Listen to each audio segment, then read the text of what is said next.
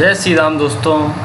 आज का टॉपिक है स्थानीय शासन। आज इस टॉपिक में बहुत से तथ्य हैं, बहुत से चीज़ें समाहित हैं, लेकिन मैं आपको कुछ महत्वपूर्ण चीज़ों के बारे में ही बताऊंगा और मुख्य बिंदुओं के बारे में हम आपके साथ चर्चा करेंगे। चलिए देखते हैं। जो स्थानीय शासन की संस्थाओं को जो संवैधानिक दर्जा प्रदान किया गया था वो 1993 में किया गया और गवर्नमेंट ऑफ इंडिया एक्ट 1919 के बनने पर अनेक प्रांतों में ग्राम पंचायतें बनाई गईं। देखते हैं। और 1992 में संविधान के 73वें और 74वें संशोधन को संसद ने पारित कर दिया था। अगर पूछा जाए तो 73वें और 74वें 73 एंड 74। और संविधान का 73वां संशोधन क्या था? अमेंडमेंट। गांव के स्थानीय शासन से जुड़ा है। इसका संबंध पंचायती राज्य व्यवस्था की संस्थाओं से। 73वां जो है वो जुड़ा है पंचायती राज व्यवस्था की संस्थानों से। और 74वां संशोधन शहरी स्थानीय शासन अर्थात नगर पालिका से जुड़ा। और 1993 में ही 73वां संशोधन लागू हुआ। प्लीज मत बोलेगा, 73वें में पंचायती राज व्यवस्था थी और 74वें में स्थानीय शासन नगर पालिका थी। 1994 में पॉपुलर पार्टिसिपेशन ला जन भागीदारी कानून के तहत विकेंद्रीकरण करके सत्ता स्थानीय स्तर को सौंपी गई।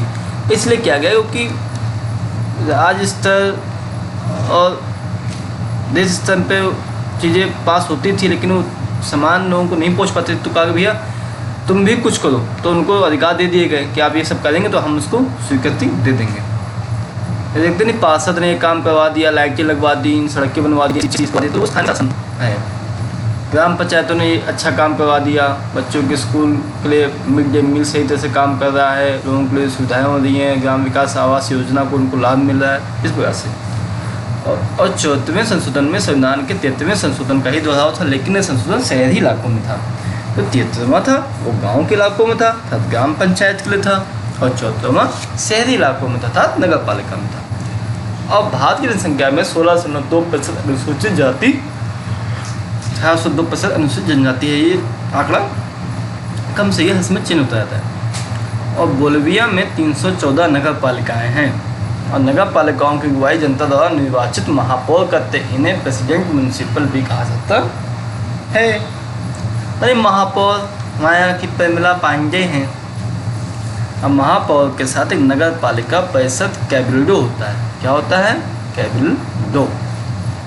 स्थानीय स्तर के देशव्यापी चुनाव हर 5 वर्ष पर होते हैं। और 73वें संशोधन के अनुसार भारत के सभी प्रदेशों में पंचायती राज व्यवस्था का ढांचा कैसा है? त्रिस्तरीय है।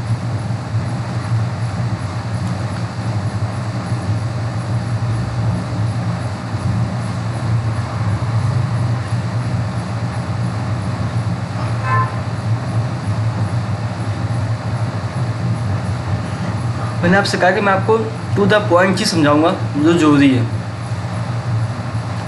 यहाँ पे बताया गया कि ग्राम पंचायत के लोग क्या क्या शक्तियाँ देनी चाहिए। मैं इसलिए आपको बताऊँगा इस क्वेश्चन के माध्यम से कि ग्राम पंचायत को क्या क्या शक्तियाँ कैसे दी जाए।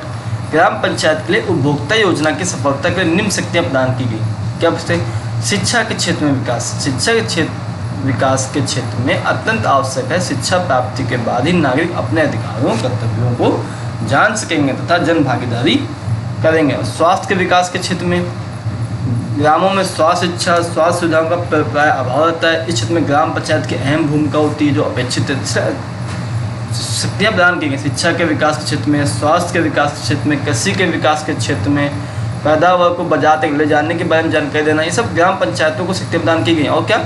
पंचायतों के वित्तीय स्रोतों को इकट्ठा करना, ये सब चीज़ें ग्राम पंचायतों में की गई। और कहा गया क्या?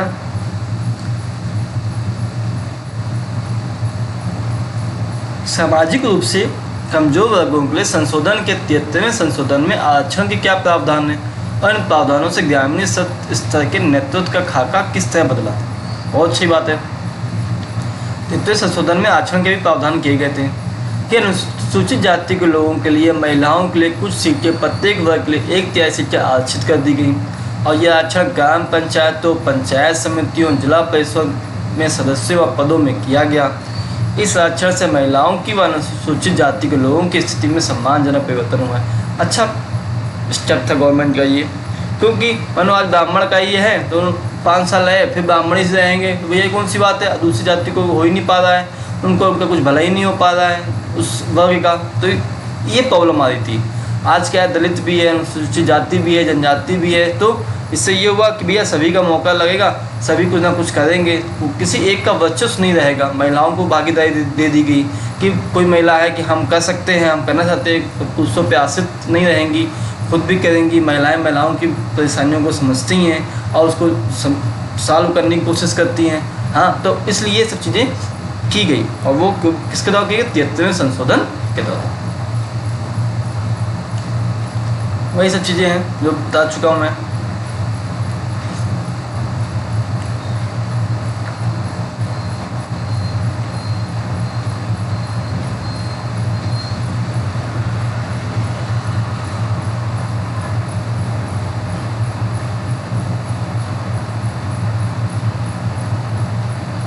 बताने को तो बहुत कुछ है दोस्तों, लेकिन जो चीज़ इंपॉर्टेंट बस वही चीज़ बताना जरूरी है मेरे लिए आपको। कहता है कि निम्नलिखित में कौन सा विकेंद्रीकरण का साधन है, शेष के विकेंद्रीकरण के साधन को में आप पर्याप्त विकल्प क्यों नहीं मानते। ग्राम पंचायत के चुनाव कराना, गांव के निवासी खुद तय करें कौन सी नीति योजना गांव के लिए उपयोगी है, ग्राम सभा की बैठक बुलाने की ताकत और दिस। तो खा नंबर सही है। क्या है विकेंद्रीकरण की नीति की स्थिति है कि इसमें ग्राम के लोग स्वयं ही निर्णय करते हैं कि कौन सी योजना उनके लिए उपयोगी है। क्यों, ये ग्राम पंचायतों के चुनाव से संबंधित होती हैं, ग्राम सभा के बैठक को बुलाने की स्थिति में होती हैं, विधि और से प्रोजेक्ट के बारे में रिपोर्ट मांगी है, तो ये सब चीज़ें विकेंद्रीकरण में सहायक होती हैं।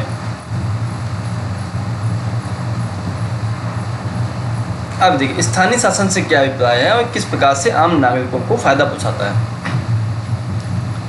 गांव, जिला स्तर के शासन को स्थानीय शासन कहते हैं। स्थानीय शासन आम आदमी के सबसे नज़दीक का शासन होता है। आप अपनी बात कह सकते हैं, समझा सकते हैं पंचायत ग्राम प्रधान को कि भैया ये दिक्कत हुई, आप ऐसा काम करवा दीजिए तो उनको फायदा हो सके। स्थानीय शासन का विषय होता है आम नागरिक की समस्याएं, उसके रोजमर्रा की जिंदगी को अच्छा बनाया जाए, बेहतर बनाया जाए। और स्थानीय शासन की मानता है कि स्थानीय ज्ञान और स्थानीय हित लोकतांत्रिक फसल लेने के लिए अनिवार्य घटक है। कारगर और जनहितकारी प्रशासन के लिए यह भी जरूरी है। वहाँ के बिल्कुल कुछ नहीं समझ पा रहे हैं कि यहाँ के लोगों को क्या चाहिए, यहाँ के लोग बताए दें भैया हमें चाहिए, विश्वविद्यालय करा दीजिए, हमको अच्छा लगेगा, हमारे लिए ये इम्पोर्टेंट है, इसलिए स्थानीय शासन आवश्यक है। कारगर जनहितकारी प्रशासन के लिए भी ये जरूरी है। स्थानीय शासन का फायदा यह है कि लोगों को सबसे नज़दीक होता है और इस कारण उनकी समस्याओं का समाधान बहुत तेज़ी से, बहुत कम खर्चे में हो जाता है। और भारत में स्थानीय शासन का विकास कैसे हुआ और हमारे संविधान में इसके बारे में क्या कहा गया। स्थानीय शासन जो निर्वाचन निकाय थे 1882 के बाद अस्तित्व में आए थे, जब लॉर्ड रिपन भारत के व्यवसाय थे और उसने निकाय को बनाने में बहुत ही महत्वपूर्ण भूमिका अदा की। उस वक्त इसे मुकामी बोर्ड कहा जाता था। बहरहाल इस दिशा में प्रगति बहुत धीमी गति से हो रही थी, इसलिए भारतीय राष्ट्रीय कांग्रेस ने सरकार से मांग की कि किसी भी स्थानीय बोर्डों को ज़्यादा कारगर बनाने के लिए जरूरी कदम उठाए। और गवर्नमेंट ऑफ इंडिया एक्ट 1919 के बनने पर अनेक प्रांतों में ग्राम पंचायतें बन गई और 1935 के गवर्नमेंट ऑफ इंडिया एक्ट के बाद यह प्रवृत्ति जारी रही। तो अगर पूछा तो लॉर्ड रिपन भाई साहब आए थे, कलाकार, उन्होंने किया था। जब संविधान बना तो स्थानीय शासन का विषय प्रदेशों को सौंप दिया गया और संविधान के नीति निर्देशक सिद्धांतों में भी इसकी चर्चा की गई। उसमें कहा गया कि देश की हर सरकार अपनी नीति में इसे एक निर्देशक तत्व मानकर चले। ये मेन, ये सब आपको बता ही चुके हैं। स्त्री बनावट में देखिए, मैं थोड़ा सा आपको वही चीज़ बताना चाहता हूँ जो चीज़ें हमें जाननी है। बस टॉपिक तो बहुत बड़े बड़े हैं, लेकिन जो हमें इंपॉर्टेंट हम याद कर सकते हैं हमें वही पढ़ना है। फालतू का लबेड़ नहीं लेके चलना है कि नहीं ये भी पढ़ो, भी पढ़ो, भूल गए। थोड़ा पढ़िए, अच्छा पढ़िए मेरे साथ। सभी प्रदेशों में पंचायती राज व्यवस्था का ढांचा त्रिस्तरीय। पहली पायदान पर दोस्तों ग्राम पंचायतें आती हैं और ग्राम पंचायत के दायरे में एक अथवा एक से ज़्यादा गांव होते हैं और बीच का पायदान होता है मंडल, जिसे प्रखंड तालुका कहते हैं। और इस पायदान पर कायम स्थानीय शासन के निकाय को मंडल या तालुका पंचायत कहा जाता है। जो प्रदेश आकार में छोटा होता है वहाँ मंडल तालुका पंचायत यानी मध्यवर्ती स्तर को बनाने की जरूरत नहीं होती। और सबसे ऊपर वाले पायदान पाता है जिला पंचायत का स्थान, इसके दायरे मंजिलों को पूरा ग्रामीण इलाका आता। और संविधान के 73वें संशोधन में इस बात का प्रावधान किया गया कि ग्राम सभा अनिवार्य रूप से बनाई जानी चाहिए। पंचायती हल्के में मतदाता के रूप में दर्ज हर व्यक्ति इस ग्राम सभा का सदस्य होता है और ग्राम सभा की भूमिका और कार्य का फैसला प्रदेश के कानूनों से होता।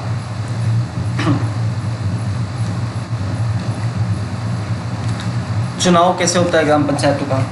पंचायती राज संस्थाओं के तीनों स्तर के चुनाव सीधे जनता करती है और हर पंचायती निकाय की अवधि 5 साल होती है, याद रखिएगा। और प्रदेश की सरकार 5 साल पूरे होने से पहले पंचायत को भंग करती है तो इसके 6 माह के अंदर नए चुनाव हो जाने चाहिए, ये नियम है। और निर्वाचित स्थानीय निकायों के अस्तित्व को सुनिश्चित रखने वाला यह महत्वपूर्ण प्रावधान होता है। और संविधान के 73वें संशोधन से पहले कई प्रदेशों में जिला पंचायती निकायों के चुनाव अप्रत्यक्ष रीति से होते थे, मतलब 1991 में पहले। और पंचायती संस्थाओं को भंग करने के बाद तत्काल चुनाव कराने के संबंध में कोई प्रावधान नहीं था। आरक्षण सभी पंचायती संस्थाओं में 1/3 सीट महिलाओं के लिए आरक्षित वेरी गुड होनी चाहिए और तीनों स्तर पर अनुसूचित जाति जनजाति के सीट में आरक्षण की व्यवस्था की गई है। और यह व्यवस्था अनुसूचित जाति जनजाति की जनसंख्या के अनुपात में की जाती है। यदि प्रदेश की सरकार जो ही समझे तो अन्य पिछड़ा वर्ग को भी सीट में आरक्षण दे सकती है, दे देना चाहिए। और यह आरक्षण पंचायत के मात्र साधारण सदस्यों की सीट तक सीमित नहीं है, तीनों ही स्तर पर अध्यक्ष पद तक आरक्षण दिया गया है, वेरी गुड। इसके अतिरिक्त समान श्रेणी के सीटों पर ही महिलाओं को 1/3 आरक्षण नहीं दिया गया, बल्कि अनुसूचित जाति जनजाति के लिए भी आरक्षित सीट पर महिलाओं के लिए भी 1/3 आरक्षण की व्यवस्था की गई है। शहरी इलाका क्या होता है?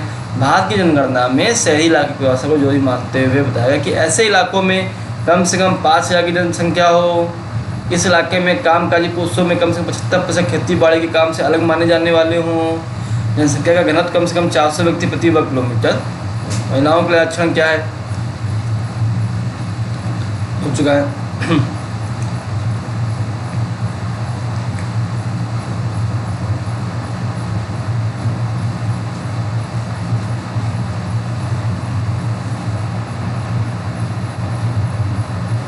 तो 73वें 74वें संशोधन ने देश भर की पंचायत राज संस्थाओं नगर पालिकाओं की संस्थाओं की बनावट को कौन सा एक कार्य किया, वर्णन कर दीजिए। ग्रामीण भारत में जिला पंचायतों की संख्या करीब 500 है। मध्यवर्ती प्रखंड स्तरीय पंचायत संख्या 6000 और ग्राम पंचायतों की संख्या 2.5 लाख है। शहरी भारत में 100 से ज़्यादा नगर निगम हैं, 14 से ज़्यादा नगर पालिकाएँ हैं, 2000 से ज़्यादा नगर पंचायत मौजूद हैं। हर 5 वर्ष में इस निकाय के लिए 32 लाख सदस्यों का निर्वाचन होता है।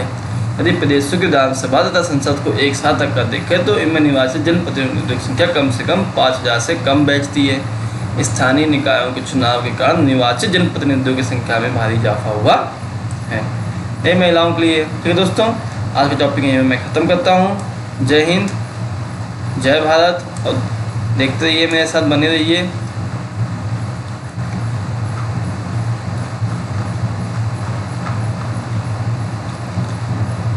जो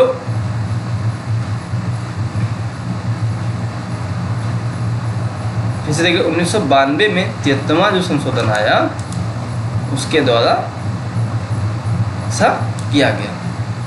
91 में नहीं, 1993 में स्थानीय शासन के संस्थाओं को संवैधानिक दर्जा प्रदान किया गया। 91 में रूपरेखा तैयार की गई थी और 92 में संसद ने संशोधन किया, संसद ने पारित किया और 93 में स्थानीय शासन के संस्थाओं को संवैधानिक दर्जा प्रदान किया गया। दोस्तों, आप सभी का बहुत बहुत धन्यवाद। जय हिंद, जय भारत।